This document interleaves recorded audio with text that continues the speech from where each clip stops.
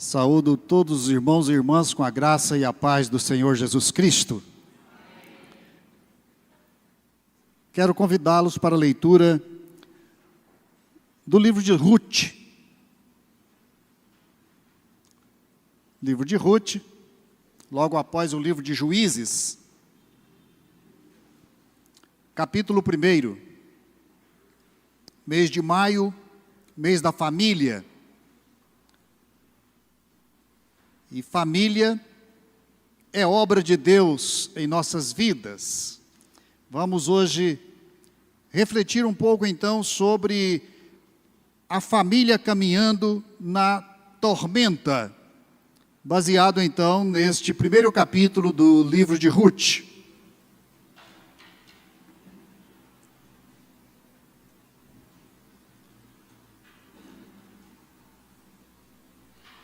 Diz assim então o texto: Nos dias em que os juízes governavam, houve uma fome na terra, pelo que um homem de Belém de Judá saiu a peregrinar no país de Moabe, ele, sua mulher e seus 2 filhos.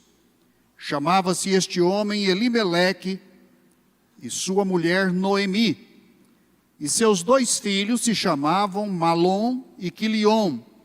Eram efrateus de Belém de Judá. Tendo entrado no país de Moabe, ficaram ali. E morreu Elimeleque, marido de Noemi, e ficou ela com seus 2 filhos, os quais se casaram com mulheres moabitas. Uma destas se chamava Orfa e a outra Ruth. E moraram ali quase 10 anos. Eu queria saltar um pouco agora para o final do livro, capítulo 4, versículo 13, que diz: Assim tomou Boaz a Ruth, e ela lhe foi por mulher, ele a conheceu, e o Senhor permitiu a Ruth conceber, e ela teve um filho. Disseram então as mulheres a Noemi: Bendito seja o Senhor, que não te deixou hoje sem remidor, e torne-se o seu nome afamado em Israel, e ele será restaurador da tua vida e consolador da tua velhice, pois tua nora que te ama o deu à luz, ela te é melhor do que 7 filhos. E Noemi tomou o menino, pô-lo no seu regaço, e foi sua ama. E as vizinhas deram-lhe nome, dizendo: A Noemi nasceu um filho, e chamaram ao menino Obed. Este foi o pai de Jessé e pai de Davi. Amém. Vamos orar. Obrigado, Senhor, por tua palavra. Obrigado pela família. Obrigado porque no meio das lutas, das tristezas, das dores, Tu és o grande provedor e remidor da família. Obrigado por cada família aqui hoje à noite representadas. Pedimos que o Senhor abençoe a vida de cada pai, de cada mãe, de cada filho e filha. Pedimos que o Senhor nos ajude a caminhar, a enfrentar as lutas e a confiar no braço forte do Senhor, porque o Senhor é quem nos dá a vitória. Em nome de Jesus. Amém. O livro de Ruth é uma das peças mais lindas que temos no Antigo Testamento. Os críticos literários consideram que este livro é o mais harmonioso, é o mais perfeito livro a respeito de uma história doméstica do Antigo Testamento. É, de fato, uma obra magnífica. Porque aqui nós temos não só a forma literária, em sua mais excelente amostra da literatura judaica, da literatura hebraica. Nós temos também a expressão mais simples e uma expressão mais verdadeira daquilo que é uma família.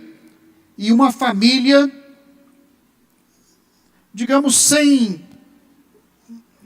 nenhuma maquiagem, uma família real, uma família que experimenta todas as nuances da vida, uma família que está aqui para revelar a nós o que é uma família na vida real, e como Deus, de fato, está sobre estas famílias, acompanhando-as, desde o começo até o fim.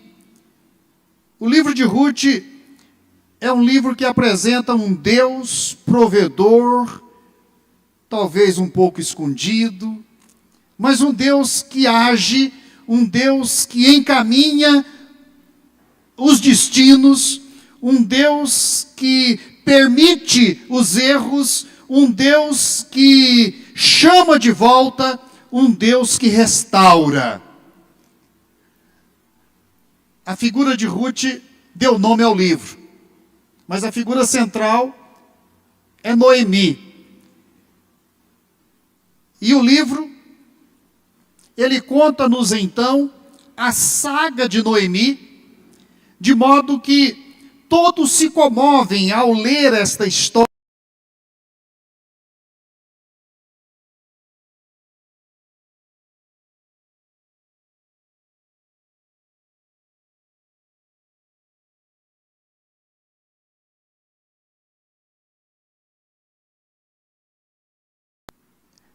Ela não é uma tragédia humana, que ela é a única instituição, digamos assim, capaz de suportar as tragédias humanas.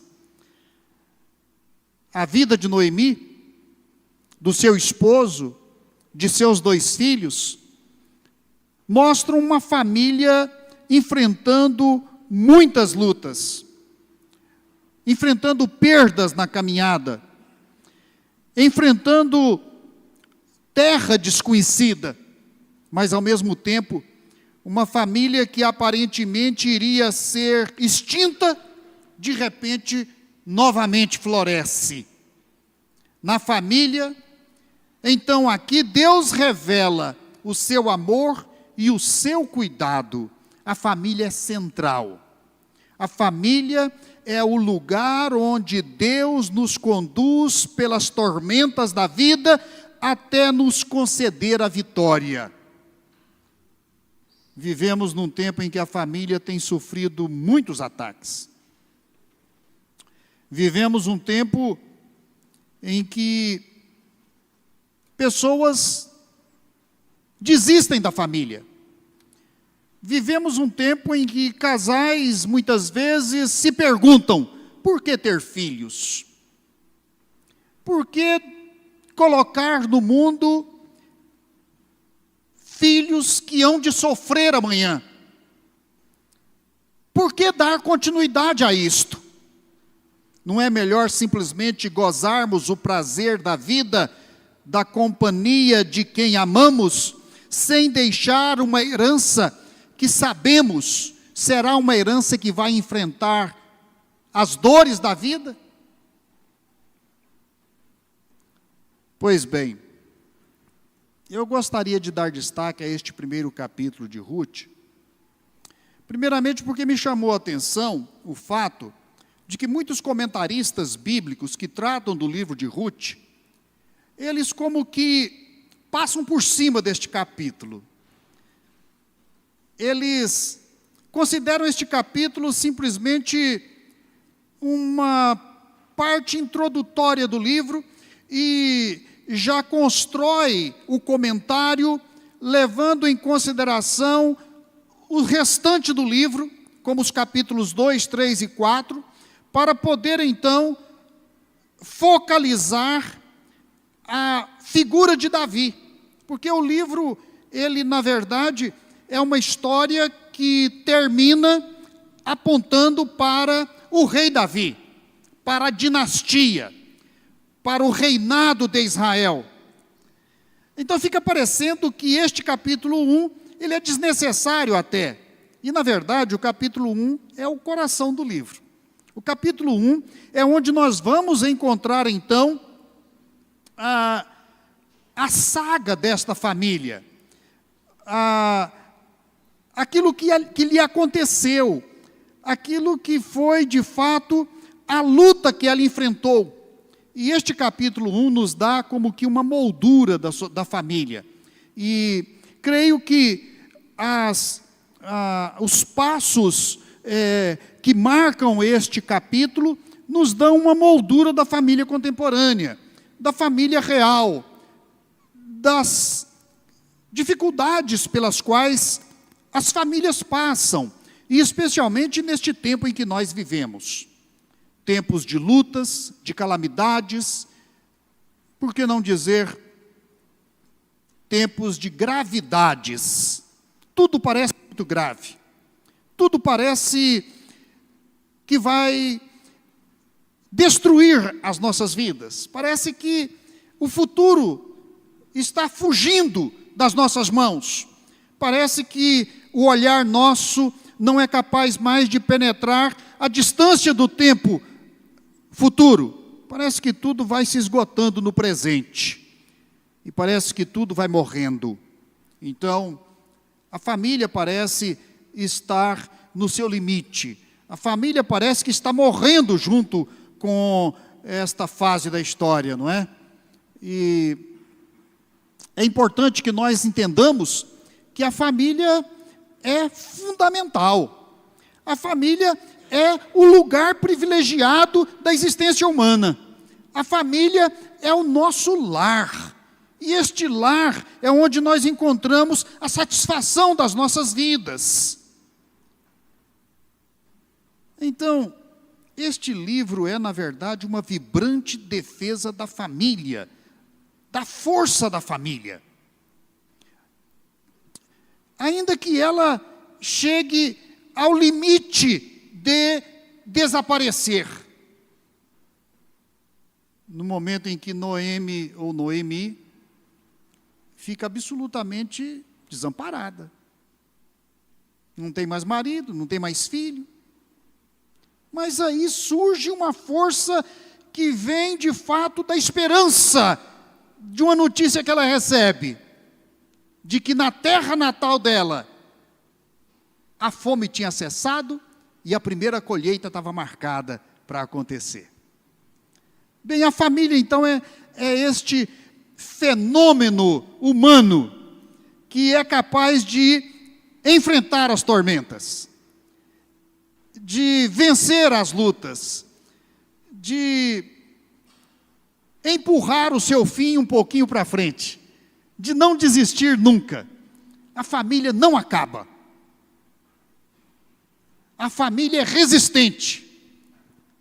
Pois bem, dentro dessa moldura geral, então, eu gostaria de dar destaque a alguns fatos que aqui, digamos, caracterizam a família de Noemi e que também apontam para a realidade da família contemporânea, da sua luta emblemática, das suas dificuldades, muitas vezes da desesperança, muitas vezes daquele sentimento de que não dá mais para continuar, de que chegou ao fim. Bem, começando então com o primeiro aspecto, o aspecto da calamidade. Ficamos de fato apavorados com qualquer fenômeno que possa gerar a calamidade em nossas vidas e a calamidade em nossas famílias. Há fenômenos fortíssimos que parecem capazes de destruir tudo. Nos dias em que os juízes governavam, houve uma calamidade na terra, uma fome. A fome foi sempre uma ameaça muito grave na antiguidade. Se há algo que os antigos temiam, era a fome. A fome, quando vinha, ela vinha para regiões amplas, para um território todo. Então, aqui no caso, todo o território de Judá e todas as cercanias de Belém. A fome assolou aquela região. E o que é que poderia ter causado esta calamidade? A falta de colheita, a seca, a ausência de chuvas, os rios secavam, as terras não produziam, e as famílias ficavam desesperadas, porque as famílias viviam em função do que a terra produzia. O Antigo Testamento é assim. O Antigo Testamento nos mostra como que a terra era, de fato, a mãe da vida. A terra dava o que o homem precisava, o que as famílias precisavam. E se a terra não produzia, então o homem entrava em estado de calamidade. Aqui, a fome assolou toda aquela região de Judá. Noemi estava casada com Elimeleque. Eles tinham 2 filhos, Malom e Quilion, e eles viviam ali. E o que fazer então? O que eles podiam fazer para sobreviver à fome? Se continuassem ali, possivelmente iriam padecer muito. A fome iria enfraquecer ainda mais a saúde deles, que já era precária. Eles eram de um nível social bem elevado. Eles eram das famílias ricas daquele lugar. Mais para adiante no livro, nós vamos ler a respeito de Boaz, que era dos homens mais ricos da região. E Boaz era irmão de Elimeleque. Portanto, eles pertenciam à classe alta daquela sociedade. Mas, em tempos de calamidades, classes sociais representam muito pouco. São nivelados. De modo que, tanto o rico quanto o pobre, eles vão sofrer do mesmo modo. E então, os recursos foram esgotando, e antes que tudo acabasse, eles decidiram migrar. Aqui nós temos o exemplo de uma família de emigrantes. Eles saem então de Belém e procuram o país de Moabe. O país de Moabe ficava do outro lado do Jordão, e provavelmente então lá não havia fome, e por isso eles decidiram passar uns tempos em Moabe. Diz então que eles entraram no país de Moabe e ficaram ali, esperando, portanto, que o tempo fosse benéfico, fosse bondoso, que o tempo então fosse generoso e eles pudessem voltar então para a terra de Belém, talvez. A escassez e a fome, quem sabe, chegaria ao fim e eles poderiam retornar. Mas o plano deles, de fato, para superar aquele momento de calamidade, não foi bem sucedido. Eles foram para Moabe e ali certamente arrendaram alguma terra e plantaram. Era o que eles faziam. E podemos reconstituir a situação daqueles dias, imaginando que eles tenham tido no primeiro ano uma boa colheita, e que eles imaginavam então que ali eles estariam seguros. Mas logo a enfermidade veio para destruir os planos deles. Chega então a enfermidade e ceifa a vida de Elimeleque. Noemi perde o seu marido. E perdendo o seu marido, ela perde o chão, ela perde a sua segurança, ela perde a sua esperança. Vem então o tempo da enfermidade, do luto, da viuvez. E Noemi, diz o texto, ficou sozinha com os 2 filhos. Os 2 filhos que tinham saúde muito precária, à semelhança do marido. Quer dizer, era uma família de um status social alto, tinha muitas posses em sua terra natal. Ali, eles certamente teriam condições de buscar, digamos, os recursos para tratar a doença, mas ali no estrangeiro não tinham. Morre o marido, Noemi fica só com os filhos. E ela então começa a sentir o desespero rondar a sua casa, a sua vida. Ela começa a sentir que alguma coisa muito ruim estava acontecendo com ela e com sua família, e que a mão de Deus estava pesando sobre as suas vidas. Esse era o entendimento espiritual que ela tinha, não é? De que a mão de Deus estava pesando sobre ela.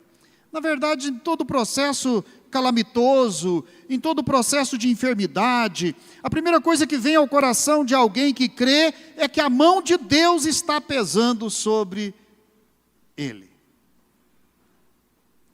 A gente procura explicação espiritual para tudo que nós experimentamos.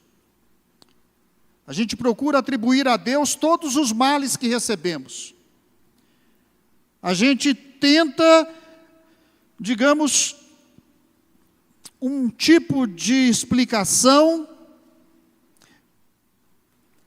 que o culpado das coisas que nos acontecem não seja nós próprios, seja sempre ou Deus, ou a natureza, o clima, outras pessoas, o tempo, enfim, a sorte.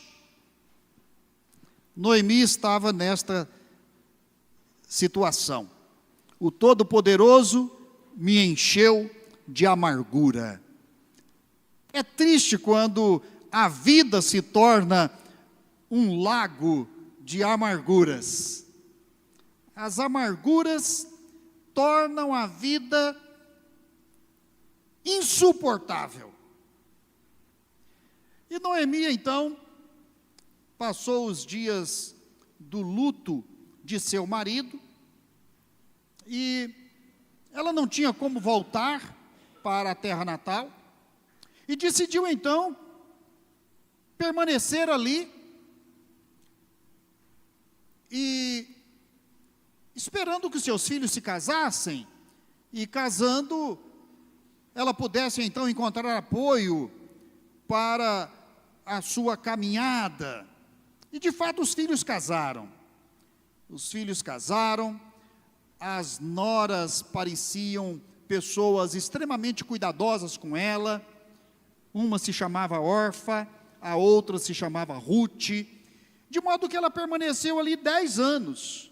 E o tempo parecia ser um tempo favorável agora, porque ela tinha a companhia das noras. Ela tinha agora algum alento, não é? Tinha mais força de trabalho também. Podia agora continuar a cultivar a terra, a plantar, a colher. A esperança parece que voltava. Parece que ela podia respirar um pouco agora. Parece que agora a família tinha um certo horizonte à frente, a expectativa de filhos nestes casamentos, de modo que a família pudesse se renovar. A calamidade, a viuvez, a enfermidade, agora um agravante, não é? Os filhos que eram enfermos, a enfermidade então se agravou e os dois morreram. Possivelmente bem perto um do outro, se não na mesma data. Morreram seus 2 filhos. Agora tudo desmorona de novo.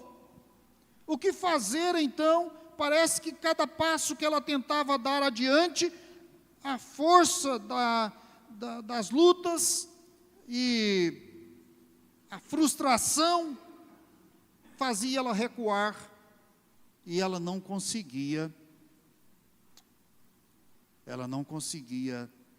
realizar o que desejava.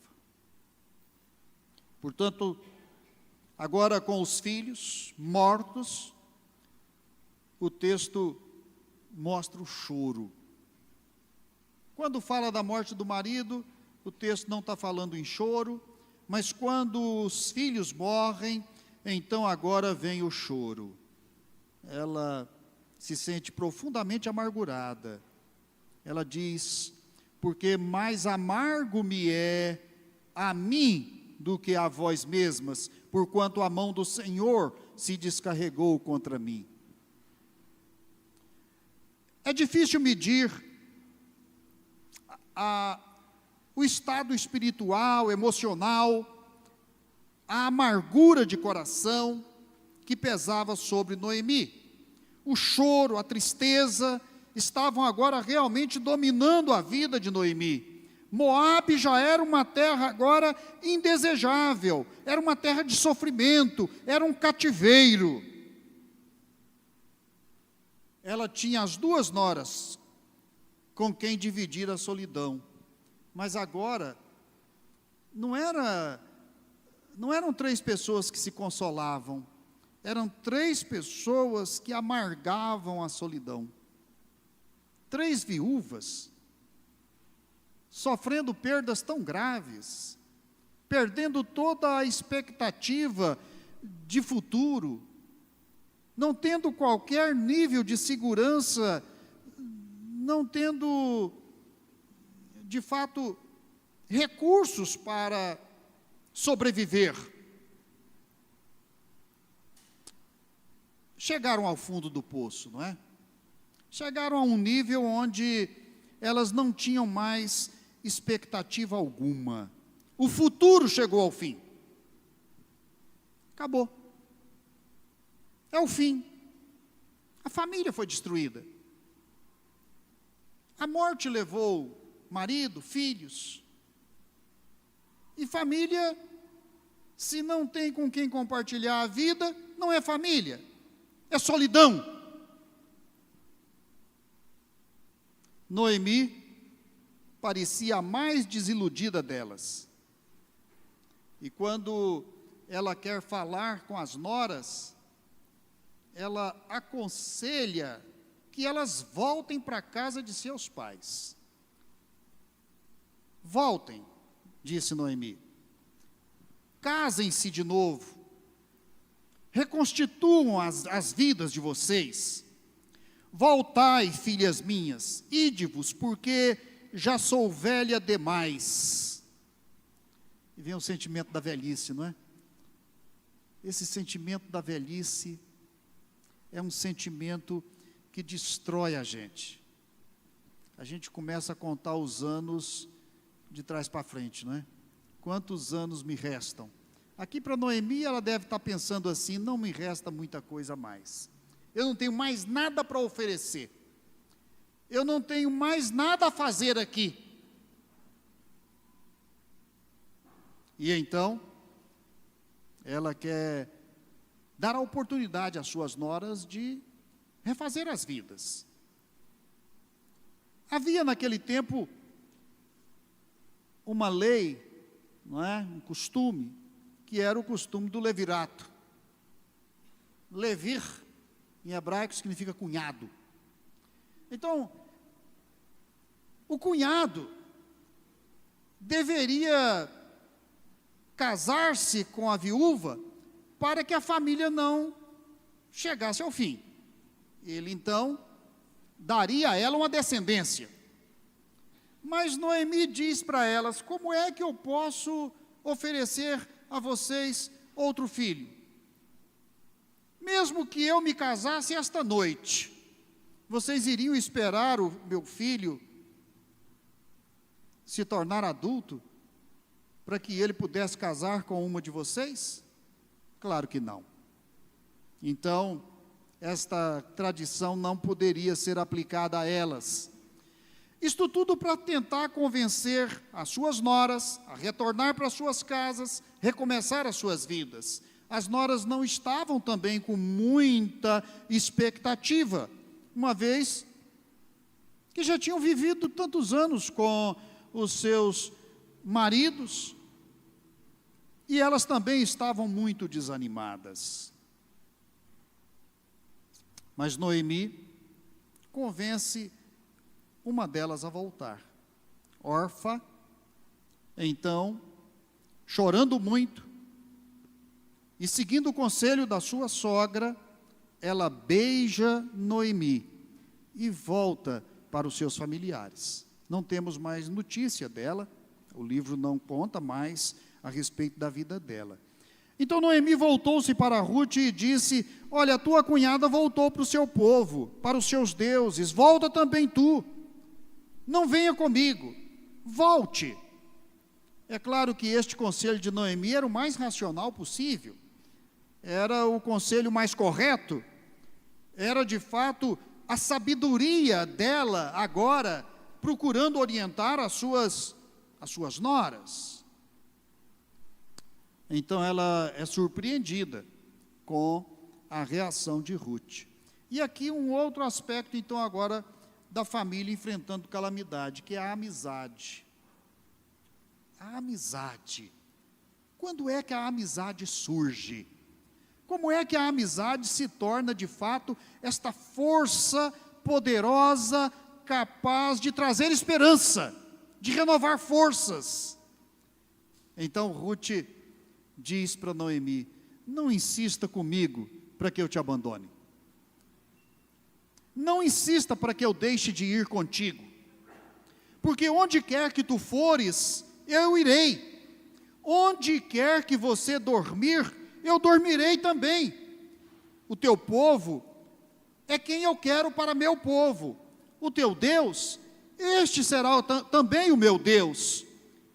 E onde quer que tu morreres, eu quero morrer também, e ser sepultada ao teu lado. Assim, que Deus me castigue, se outra coisa que não seja a morte me separar de ti.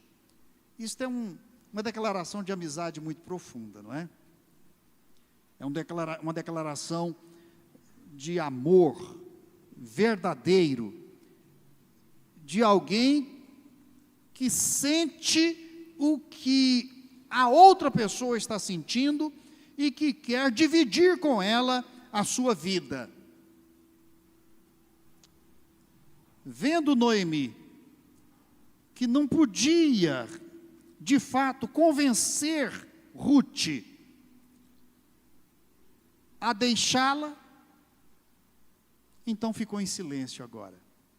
Ficou em silêncio, e as duas foram andando, caminho afora, caladas, sem dizer uma palavra.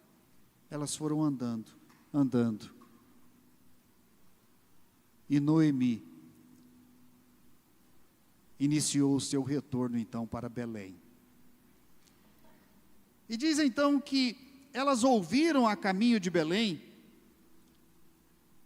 que a cidade tinha sido agraciada por Deus, e que a fome tinha acabado, e que as pessoas agora lá estavam renovando as suas vidas. estavam novamente plantando e iriam fazer a primeira colheita. Então,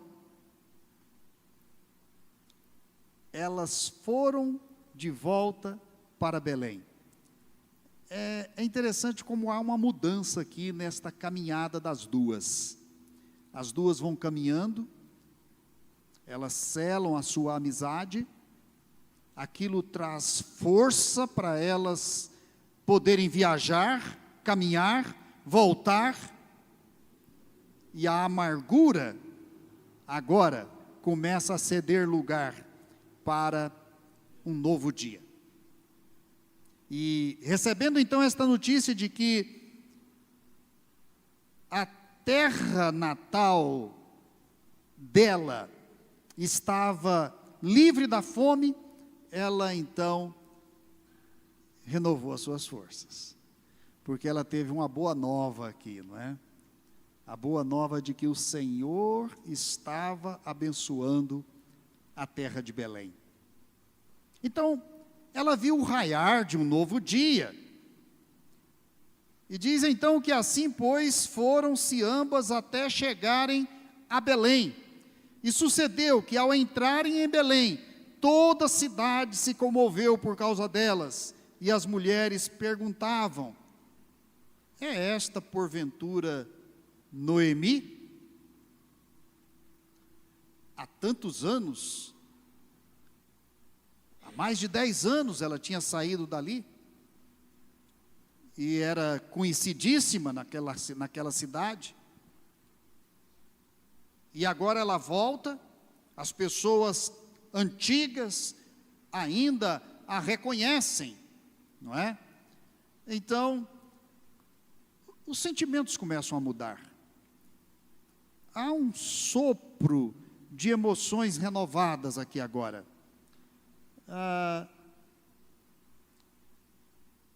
Noemi agora ficava pelo menos mais tranquila ao saber que estava voltando para a sua cidade, para junto de familiares que ainda a reconheciam. Ela certamente ainda tinha ali a casa que morou, a terra que ela cultivava, se alguém não tivesse já ocupado aquilo, não é? Mas em Israel isto era muito bem protegido. Então, ela sentiu que isso nascendo outra vez. A família poderia ser renovada. E o texto nos diz que quando as mulheres exclamaram: é esta porventura Noemi? Ela lhes respondeu: não me chamem Noemi, me chamem Mara, porque Noemi é um nome encantador, Noemi é um nome precioso, Noemi significa aquela que é agradável, aquela que é feliz, aquela que ao redor dela tudo brilha, ao redor dela as pessoas se sentem bem, animadas, aquela que é conselheira, aquela que ajuda, aquela que é generosa. E agora ela diz: não me chamem mais Noemi, me chamem de Mara, porque o Todo-Poderoso, Ele me encheu de amargura. Ele reservou para mim um período muito duro de viver. Eu parti daqui, estava cheia de esperança, agora volto vazia. Eu volto de mãos vazias. Por que, pois, querem me chamar ainda de Noemi? Porque o próprio Deus testemunhou contra mim. O próprio Todo-Poderoso me afligiu. Veja que há aqui um sentimento muito depressivo na vida de Noemi ainda, não é? Um sentimento de culpa muito grande. Um sentimento de fracasso. Ela estava, de fato,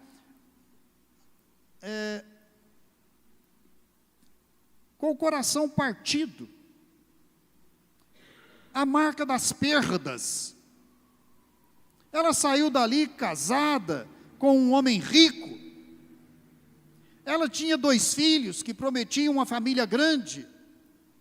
E ela perdeu tudo, tudo. Voltou vazia.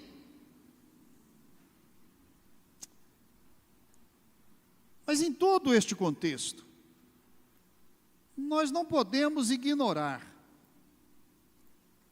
que a mão do Senhor estava conduzindo todo aquele processo.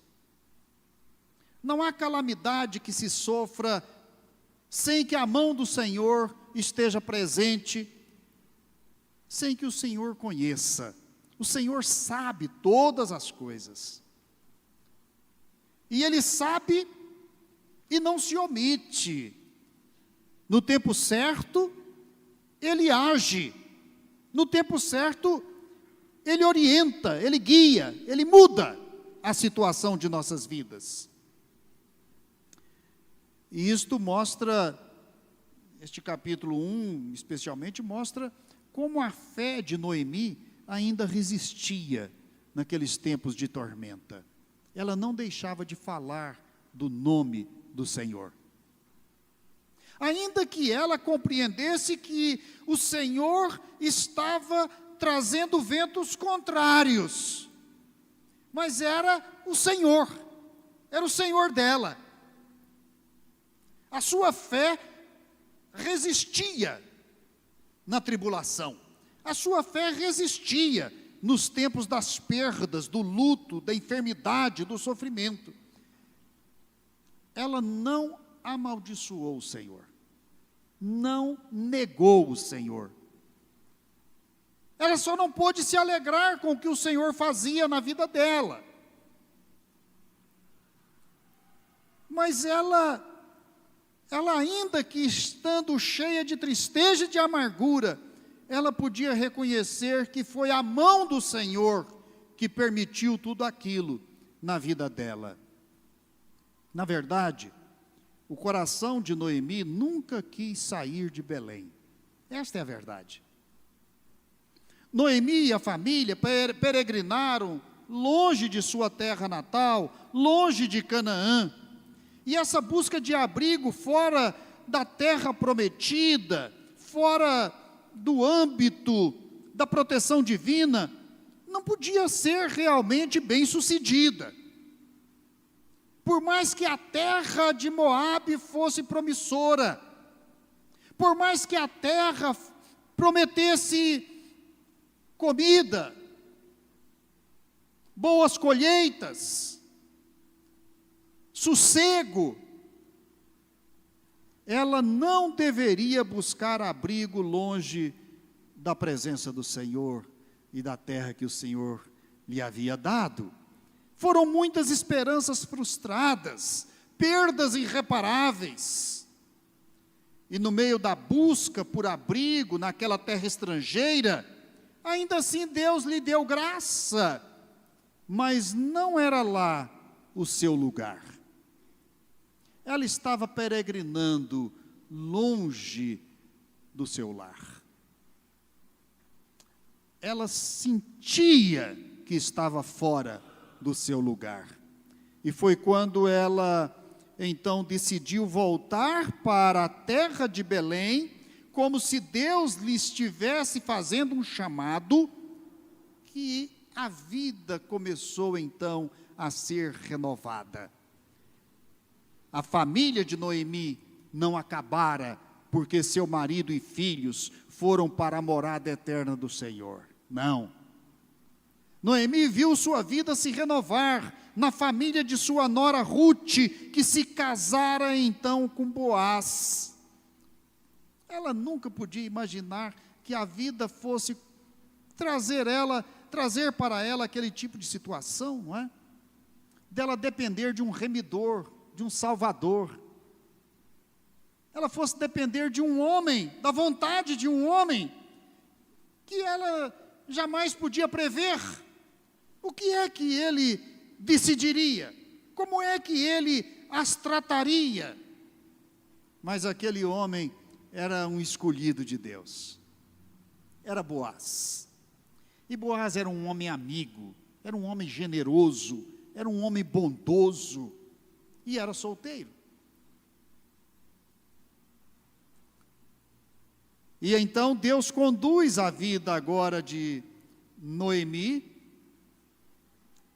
e a moabita, sua nora, Ruth, vai ser então instrumento de Deus para trazer bênçãos incontáveis para a vida de Noemi e renovar a família. A família não morre aqui neste livro. A família se renova. A família sobrevive às calamidades. A família é vitoriosa. Então, eles têm um filho, não é? Texto que nós lemos lá do capítulo 4. O filho de Ruth. O texto diz que Deus permitiu que Ruth tivesse um filho. Essa vontade permissiva de Deus, generosa de Deus, essa vontade protetora de Deus, Ele permitiu que Ruth tivesse um filho. Então, Noemi tem agora o seu neto, não é? E ela toma em seus braços, e ela cuida daquela criança como se fosse seu filho. Diz que ela se torna ama daquele filho. E as famílias então que estavam ali assistindo a tudo aquilo, as mulheres que a conheciam, e que assistiram à sua volta, e que viram a amargura do seu coração, e que sentiram pena dela e compaixão, então agora se reúnem ao redor dela e dizem: o Senhor foi para contigo muito generoso. Olha como que uma situação de desespero, de calamidade, de quase morte, sofre uma mudança radical, porque Deus age, porque Deus opera, porque Deus amoroso e misericordioso, Ele estende as suas mãos sobre a vida de Noemi. Não é assim que Deus faz conosco também? Não é assim que Ele pode fazer conosco, estendendo as suas mãos sobre nós, nos momentos mais difíceis de nossa vida, e renovando as nossas forças? Famílias são assim. Famílias se renovam. Famílias são alvo do cuidado de Deus. A mão de Deus estava sobre Noemi. E aquele fiozinho tão fino, aquele liame, aquilo que estava para se romper, não é? De repente, um filho nasce, e agora a família cresce de novo. E ela encontra então o seu remidor. Aqui a figura central é a figura deste Goel. Goel é a expressão lá do hebraico antigo para aquele que me redimiu, aquele que me resgatou, aquele que comprou a minha vida, aquele que comprou a minha propriedade, comprou a minha pobreza, comprou a minha desventura, comprou a minha amargura, aquele que me redimiu. E agora, ela dá nome então ao seu neto. Na verdade, as mulheres ali reunidas, foi um nome tirado do coletivo. Não foi escolha do pai, não foi escolha da mãe, não foi escolha nem da avó. A comunidade escolheu o nome para aquela criança. E sabe qual foi o nome?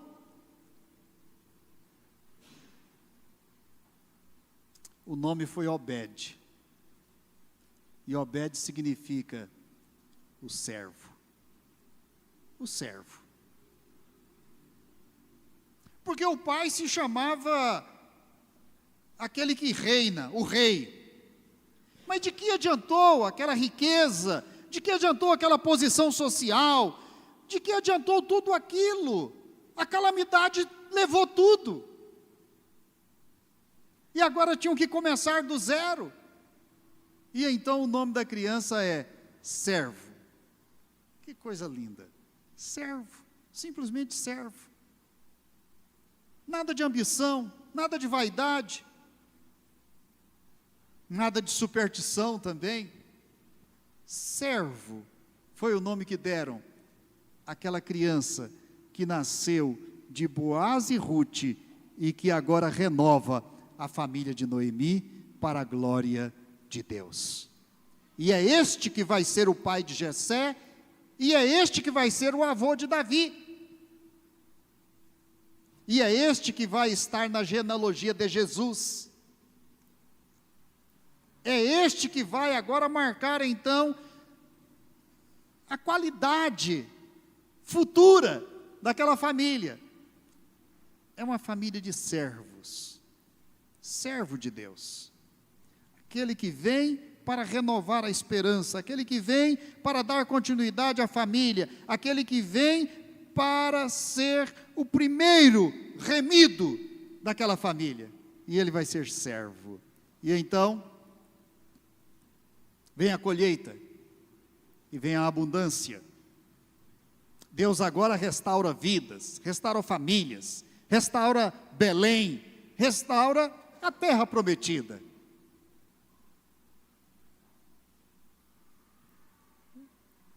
Será que temos assim uma imagem de uma família que caminha na tormenta e que pode ser vitoriosa? Acho que Ruth nos dá essa moldura de uma família que enfrenta a calamidade, que tem que experimentar uma imigração, mudar, deixar tudo para trás, de uma família que experimenta a enfermidade, que ceifa vidas, que traz tristeza, choro, desilusão, de uma família que experimenta a viuvez, que traz amargura, solidão, de uma família que, por outro lado, é renovada na amizade. O vínculo da família é a amizade. O vínculo da família é esse sentimento de compromisso absoluto. Onde você for, eu vou. Onde você dormir, eu durmo. Onde você for, eu vou. Seu Deus é o meu Deus. Onde você morrer, eu quero ser sepultado também. O seu destino será o meu destino. Não é à toa que esse texto é utilizado para os votos de casamento, né? Mas aqui não é voto de casamento, aqui é voto de amizade. Porque o casamento também só sobrevive se houver uma cumplicidade de amizade profunda, onde um se apega ao outro incondicionalmente. Se não houver esta incondicionalidade na família, no casamento, em qualquer relacionamento, então você não conheceu a amizade ainda. Amizade é isto. Meus queridos irmãos, nossa fé é resistente, suficiente para suportar as calamidades. Nós passamos por uma pandemia, nós passamos por tantas coisas já, não é? A família resiste. A gente tem visto muitas famílias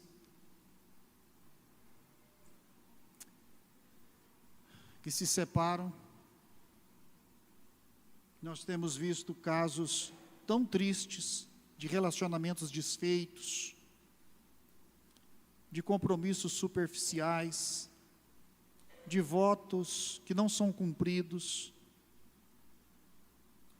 de amarguras tão profundas que destroem o sentimento de amor, de calor humano,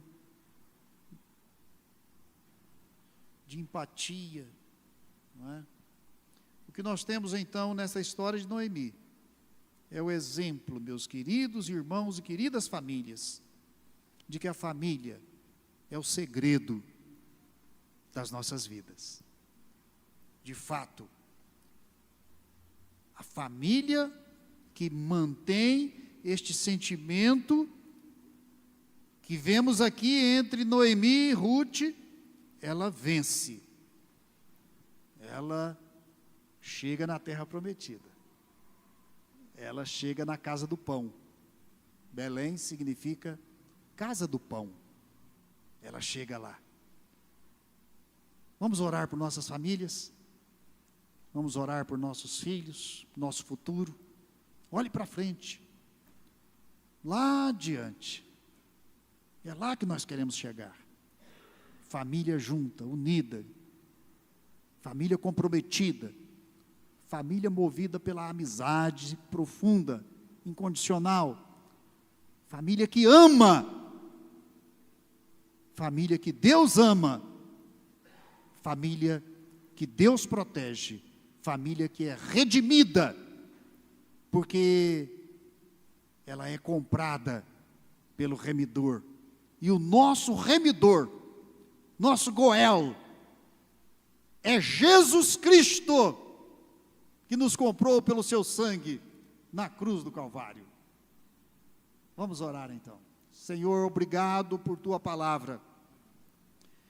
Obrigado porque o Senhor nos ajuda a compreender o teu grande poder, tua grande graça. O Senhor nos ajuda a compreender que nesta vida cheia de lutas, de calamidades, de enfermidades, de perdas, a única coisa que pode realmente nos conduzir em vitória é esse vínculo de família, é este vínculo de irmãos, é esse vínculo incondicional que nos leva a olhar um para o outro dentro de casa e dizer: este é meu irmão, é minha irmã, é meu pai, é minha mãe, estes são os que eu amo, e eu vou com eles, vou até a morte, onde eles dormirem eu durmo, onde eles comerem eu como também, onde eles viverem eu vivo. O Deus que nos sustenta é o meu Deus, é o nosso Deus. Estamos, portanto, nas mãos de Deus. Ó Pai amado, concede que cada família desta igreja seja guardada, seja protegida por este amor, por esta amizade. Concede, ó Pai, que a família, sobreviva às lutas, que ela tenha um futuro, e um futuro de bênção, um futuro de prosperidade, um futuro de vitória, para que o nome do Senhor seja glorificado em nossas vidas. É o que nós te rogamos, ó Pai, neste mês da família, e pedimos isto em nome do nosso remidor, o nosso Senhor e Salvador Jesus Cristo. Amém. Que o amor de Deus, o nosso Pai, a graça do nosso Senhor e Salvador Jesus Cristo, a comunhão e consolação, o vínculo do Espírito Santo, esteja sobre nós, com nossas casas, em nossos lares, em nossos relacionamentos familiares, sobre os casais da igreja e sobre todo o povo de Deus, em nome de Jesus. Amém.